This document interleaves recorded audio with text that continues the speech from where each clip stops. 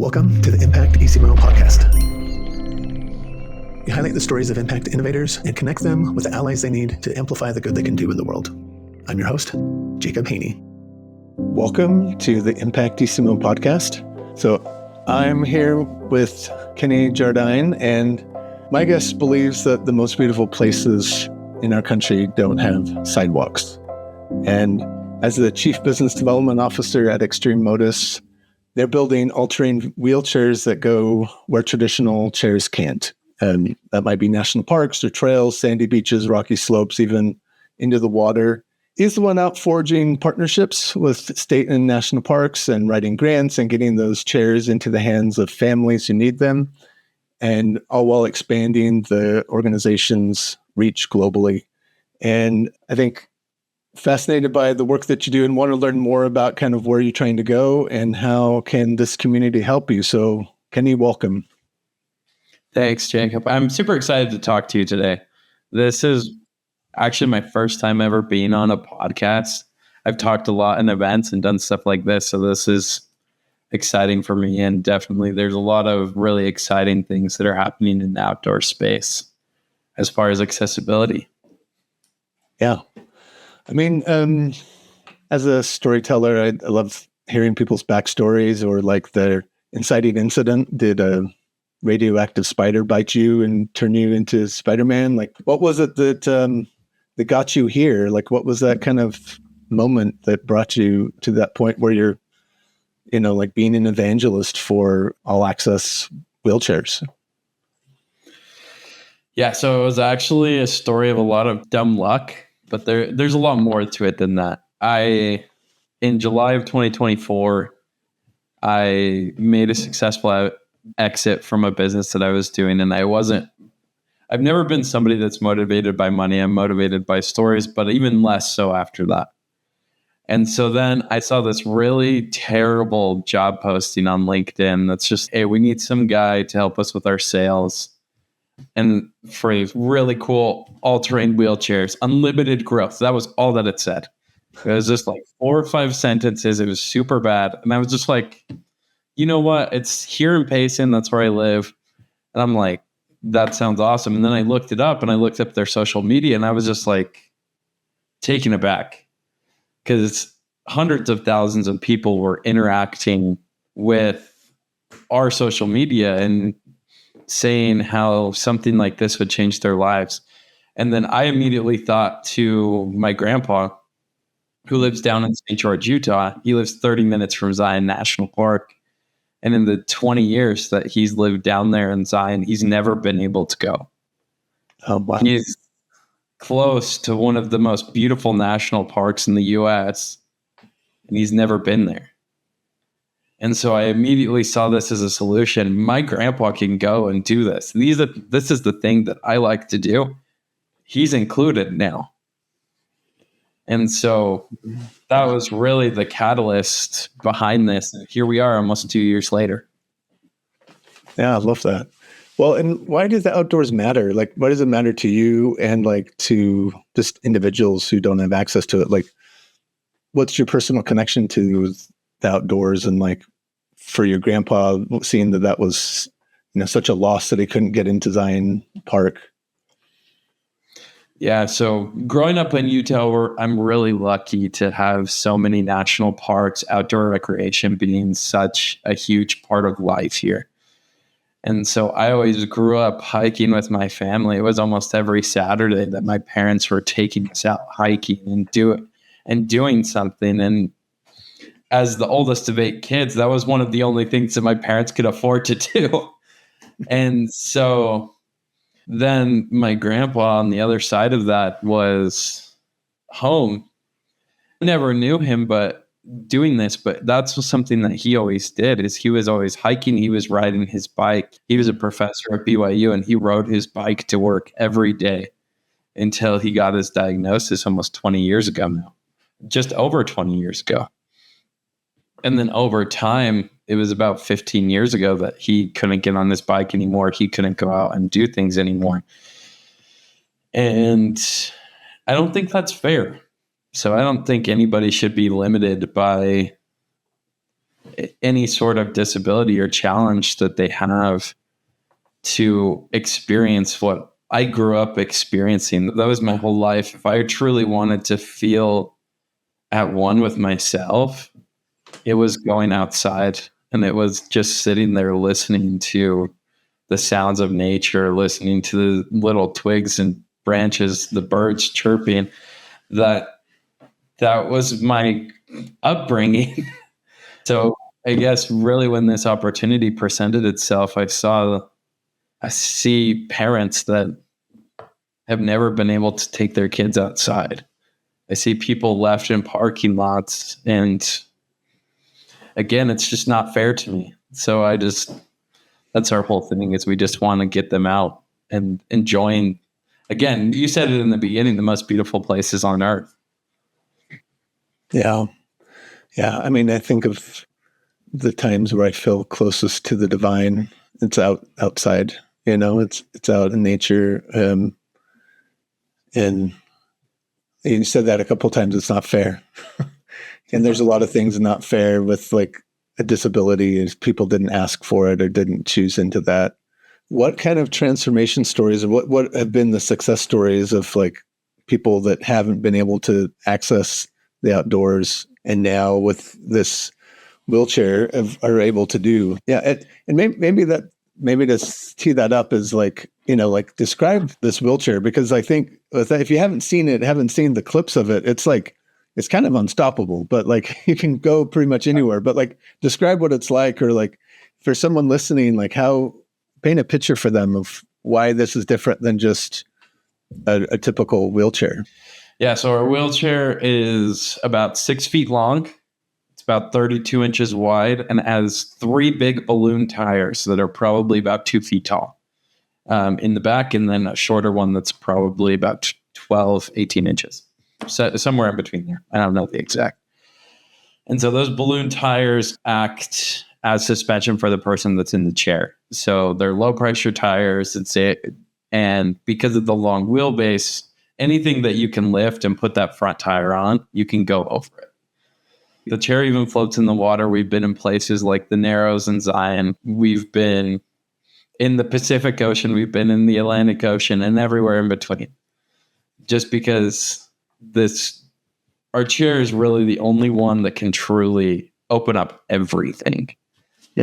So it has a cool race car seat. Wheelchairs traditionally don't look very good.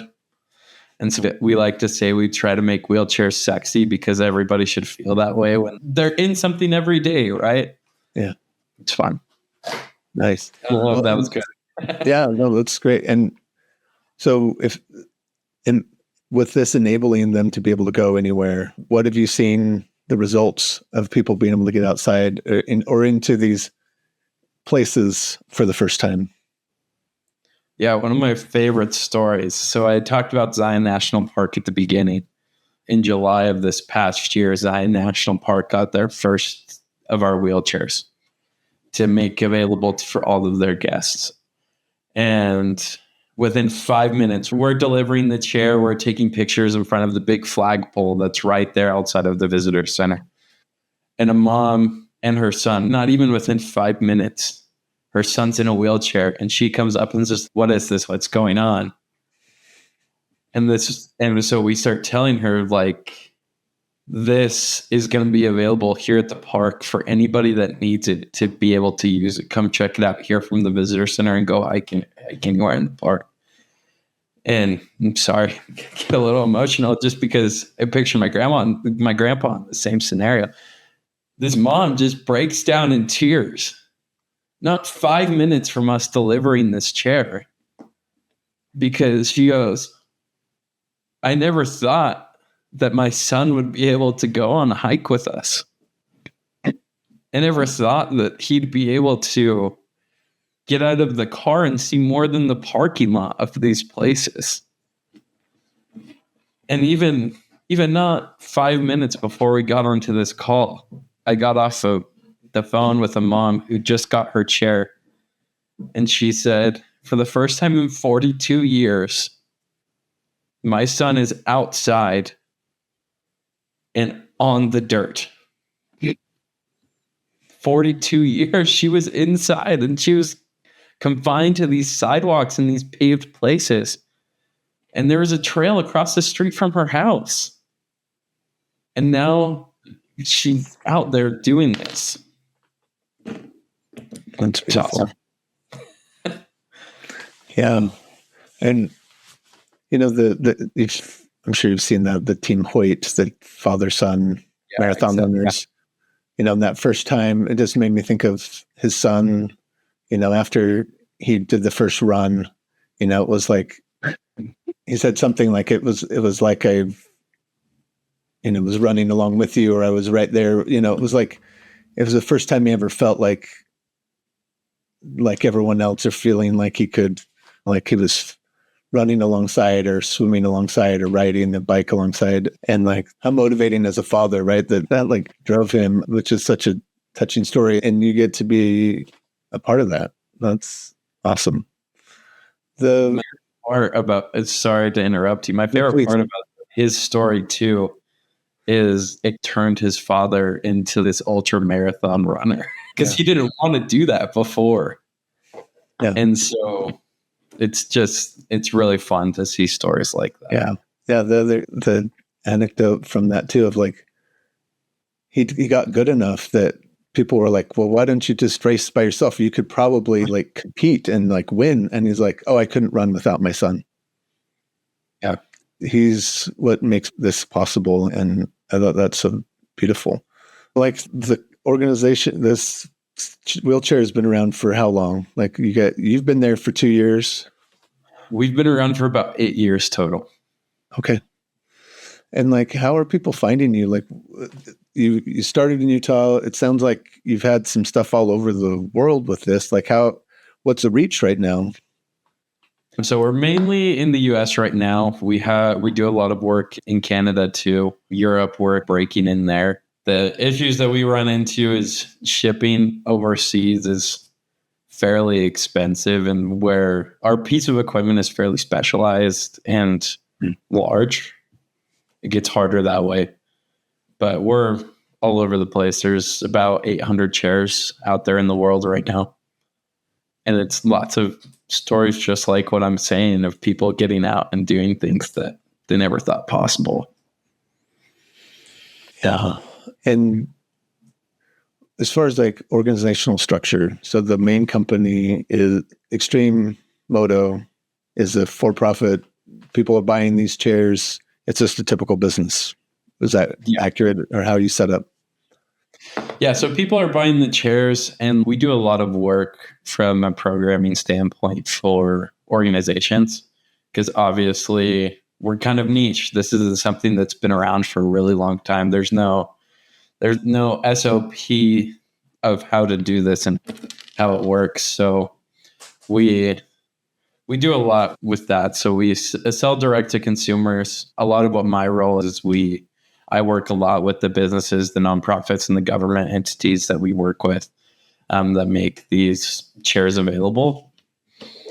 And then there's only 6 of us on our team. So we have 2 people building the chairs. We have me, who works on selling, works on those relationships, works directly with customers. And then we have Ryan and Sam. And so anybody who's seen our videos, Ryan and Sam is the reason that we have the reach that we do. We have such a large social media following because people like to hear Sam laugh. And they've liked to hear Sam laugh for the last 6 years. And tell us about Ryan and Sam. Yeah. Yeah. So Sam and Ryan, everybody thinks that we built this chair for Sam just because before Sam and Ryan came along, nobody knew who we were.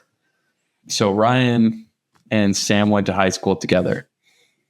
And so Ryan was working an industrial job doing safety training videos. And he was doing that for about 5 years. And he was an electrician before that, just dirty black all the time. And so then this opportunity came up. He was on Upwork. He was looking for something new and different. And so Ryan Adam, who was the one who originally started the company, he's like, yeah, come make some videos for us. And Ryan's like, oh, this is perfect. I have this friend, Sam. And then they went and made a really terrible video. You can ask Ryan about it. He says, this is the worst video I've ever made. And Adam fell in love and somehow convinced Ryan to quit his job and come work for Extreme Motus full time. And Ryan and Sam just started going everywhere. The first real hike that they ever went on. And the reason that our new logo, we just rebranded a little bit, is Delicate Arch. So they went to Delicate Arch, and it was really funny because as Sam and Ryan get up to Delicate Arch, that's a grueling hike for anybody who's ever been on it. And to carry somebody in a to push somebody in a wheelchair all the way up to where the arch is it's crazy, quite frankly. Yeah. And then you looked over at Sam, and this was the first video that Ryan and Sam really ever made. You looked over at Sam and said, Sam, how do you feel that you're here? And he just, oh, it's cool. He just says that. And then he looked over at his mom, and his mom was like trying to hide because she was just bawling.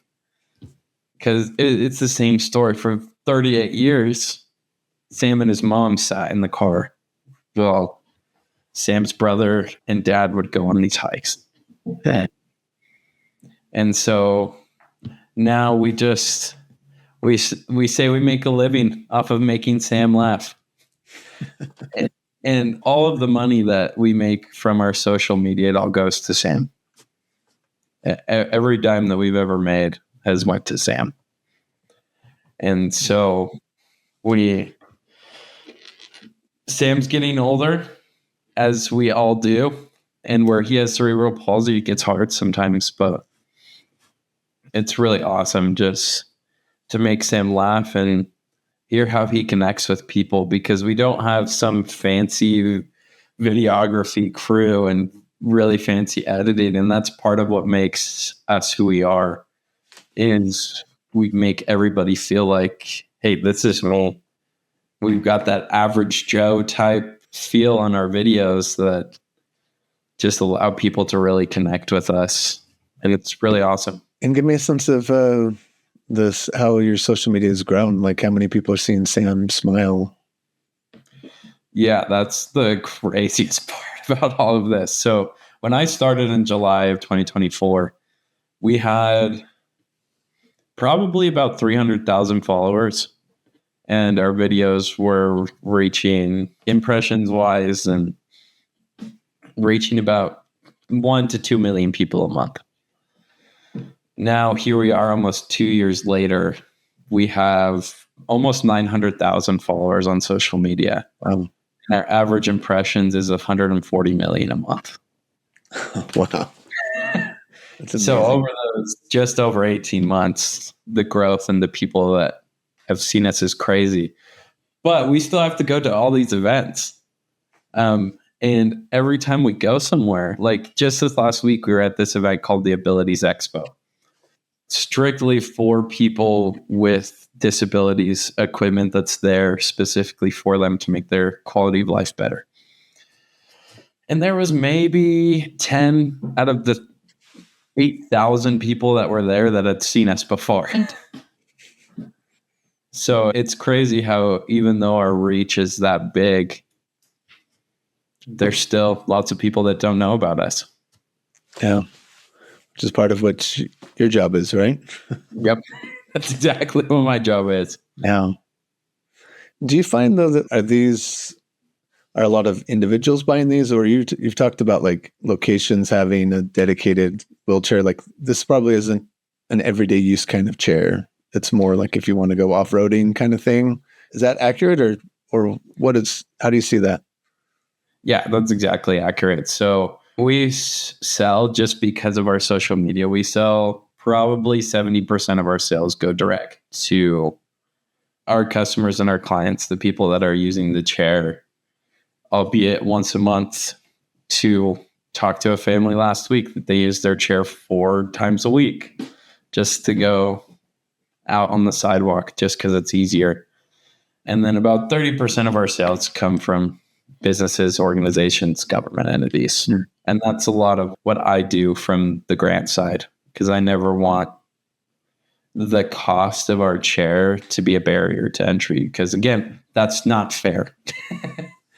Yeah. So I work a lot with families, and I work a lot with those government entities so that they can make their spaces accessible and allow more people to enjoy the beautiful spaces that they're able to have available. Yeah. What are some of those spaces you've made available now with your chair? So every national park in Utah will have one of our chairs by this June, which was one of my main goals from the beginning. So we're in about 12 national parks, counting those 5 here in Utah. And then we have a lot of city organizations that I've been able to get some grant funds for, from anywhere from Maine to California to Florida and everywhere and anywhere in between. So just about every state, July, every state in the US will have at least one chair available. And then Alaska, Hawaii, there's a bunch of organizations in Canada. It's really been one of those things where there isn't any space that we haven't tried to get to. It's just a question of talking to the right person. So if someone was interested in utilizing one of those chairs, like how's that even work? Do they contact the National Park Service, or what's the protocol for that? So for the most part, we have a rental map on our website that needs to be updated, but you can go there. It will have the contact information of the organization. For the most part, majority of the organizations have it on a first come, first served basis. All of our national parks and state parks, that's how they run. And so a person can just show up. If the chair is available, then they can just use it. They check it out. There's a quick 5-minute safety video just to go over the basics of how to use it, because it's not your everyday wheelchair, though it is pretty simple. And then they're able to go out and enjoy it. And a lot of the cities and other organizations like that have them, they check it out just like a library book. You're able to take it, go out for anywhere from 3 to 7 days is what's typical, and then bring it back and then do it again when you need the chair next. Thanks. So I was curious too, like when we first met, one of the questions you brought up was looking for an executive director for a nonprofit you didn't intend to start. Right. Tell me about that story. Yeah, so this nonprofit came because I was writing all these grants for so many organizations. I think my total is up to, I've helped more than 130 organizations get grant funding in the past 12 months. Wow. That's really when I started doing this, doing the grant side of it. And I was like, wait, we should be getting some of these grant funds too. And we obviously can.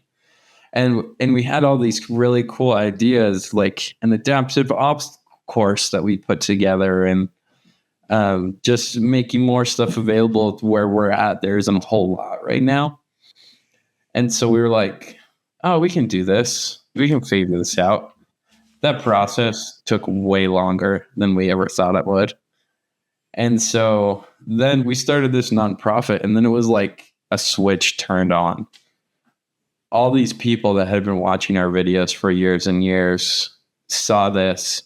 We just recently, in the last 2 months, we put a little link in every video that takes you to this nonprofit's website. And the results have been incredible. We haven't actively went out and asked anybody for money, and we fundraised more than $170,000 since September. And so that executive director was because, hey, none of us really have time to do this to the scale that this apparently is needed. And so we did open up an application. We're reviewing candidates right now, and I am extremely excited based on the people that we've seen apply. Love it. So what does the nonprofit do that the main business isn't doing? Like, how are they different in roles? Yeah, so the whole goal of the nonprofit is to create events and spaces where these people are only included, but are the priority. Because a lot of the organizations, to no fault of their own, the biggest population that they serve is those people that are able-bodied and able to do this. So the nonprofit really focuses on creating those exclusive opportunities that are also inclusive. So the focus is on them inviting the rest of the, while also inviting the rest of the community to do this. And so one of the big things that the nonprofit's doing is we started last year and did this really awesome wheelchair obstacle course that we had a lot of able-bodied people come to, where we had tires that they ran through and went up and down a hill and through the skate park and through pump tracks, and then went through a big foam canyon at the end. And they got these huge, really beautiful medals. Mine should be on my desk. I'm not going to try and find it. And they all got t-shirts, and they had a DJ that was shouting out these people's names as they were crossing the finish line. We got race bibs, and there were a lot of able-bodied people there too. And the entire Pleasant Grove football team, I'll give them a huge shout out because they're one of the groups that made it possible. They volunteered, and they were pushing these kids around and around 5 or 6 times. And at the end of it, every one of those football kids was coming up to us to say, thank you. This is something that I never knew was out there. I never knew how many people. That first event that we threw together in 3 weeks, we had 50 wheelchair users show up. And so that's really the focus of the nonprofit, is to help more of those people feel truly included in the places where they live. So this year we already have 4 of those obstacle courses scheduled, mainly here in the Western US, as we try to expand, but it's really cool. Yeah, love that. Yeah. And you brought up a thing of just like, I didn't realize how many people had that challenge. What are help give some context for us, like for a listener, like how many people have mobility issues in the world or in the US, or what can you tell us about that? Yeah, so 1 out of every 4 people here in the US suffer from some sort of mobility challenge. So that just really put it into perspective. And it's funny because you go to a lot of these gatherings where you see like a large group of people. You go to a football game, you go to a baseball game, and opening day just happened for baseball. And you don't really see that. But a lot of those people aren't the mobility challenge where they're just in a wheelchair. Well, there is a huge percentage of those that you'll never see at these types of events because they're not really accessible as they claim to be. Yeah. But those people are sitting out and not really participating, and they may look fine initially, but if you're walking more than 100 yards, they can't do it with any sort of assistance. That's what a large percentage of the population is. 25% of people in the US. Look how. Well, and I mean, it made me think of, you guys work with Wasatch Adaptive Sports. Yeah. That's one of your partners. Yeah. And we had recently featured them as one of 12 nonprofits in a documentary we just debuted for the Utah Nonprofit, or the Nonprofits Film Festival. And they have like a ambassador, Drake, that's, I don't know if you've met him or. I have met Drake, yes. Yeah. Yeah. He's an awesome kid. But probably my favorite line from the whole film was just this idea of like, we deserve to be outside and we shouldn't be hidden away.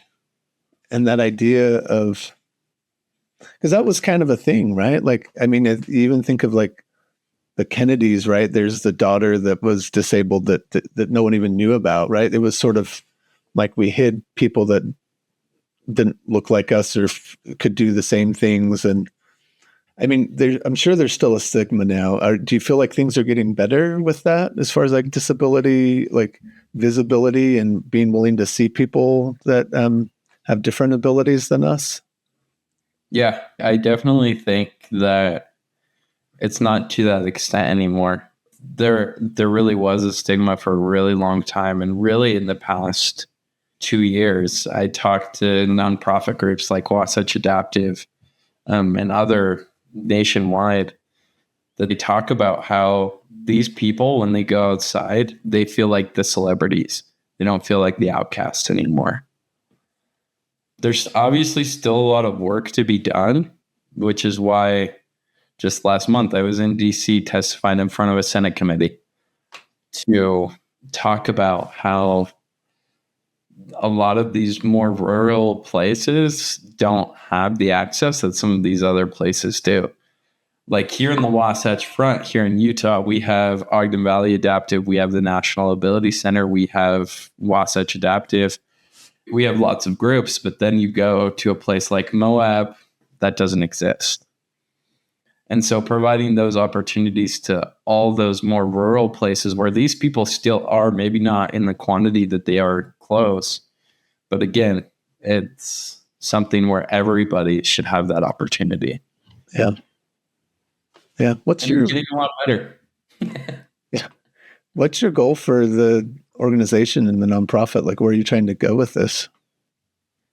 My real goal is that every national park, every state park, every city, every county, every place where there's people, they have equal access and opportunity to the outdoors. That's what my vision is. And I will not stop until people like my grandpa can go anywhere outside and feel like this place was made for them. I love that. How do we help you? Like, what do you need right now to get there? I really need connections and funding opportunities. I'm aware of a lot of grants that mean I can help really everybody that I'm working with right now, but this is very quickly turning into something that we need more help to help these organizations that are these places where people are. So what are those allies that would help you most right now? Like if we were to help make those connections, like who should we be connecting you with? I think veteran resource centers are awesome. They're just about everywhere. We don't have a lot of connections there right now. And then just talking to local city councils about things like this. These people hide a lot of the times just because for the same stigmas that you're saying. And providing those connections with those city councils, with those groups that are right where you live, that's really what we need. And then again, on a national level, those veteran centers that are already there and exist, so we can provide more resources for them. Nice.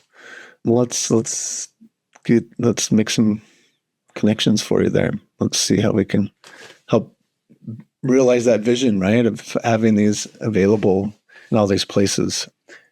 Yeah. Like